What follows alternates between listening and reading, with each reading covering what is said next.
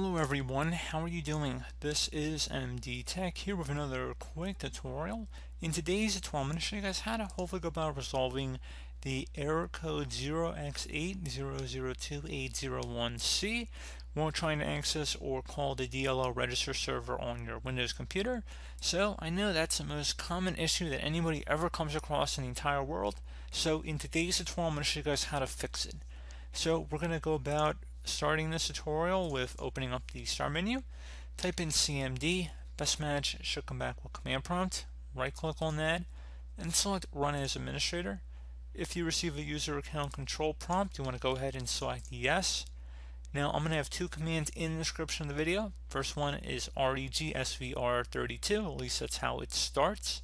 And then it's regsvr32 space wmnetmgr.dll.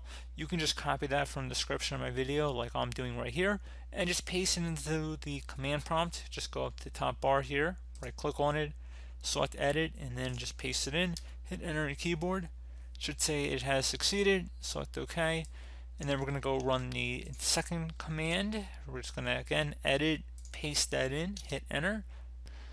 So if you're coming into this issue with the second command here that we're running, we're going to have to download the Microsoft Visual C++ 2008 redistributable package. So we're going to go ahead and close out of here.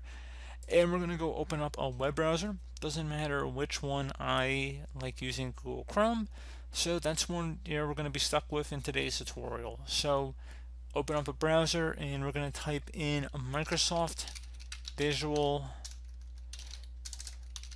C++ 2008 redistributable package, and just going to search that up, and you want to go select the best result, which should be from a Microsoft website. Again, make sure you're downloading it from Microsoft. That's very important. There's a lot of third-party sites. Just get it from Microsoft. You're much better off. And after your language is correct here, go ahead and select the download button and give it a moment to begin the download process. Once it's done downloading, just go ahead and lock on it one time to open it up. Verify publisher should say Microsoft Corporation, and go ahead and select yes. Select next. You want to agree to the end user license agreement. Select install. May take a minute or two.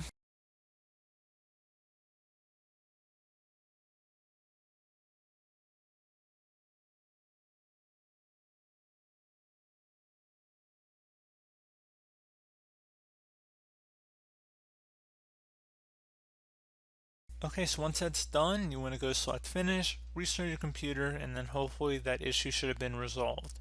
So, as always, thank you guys for watching this brief tutorial. Do hope that I was able to help you out, and I do look forward to catching you all in the next tutorial. Goodbye.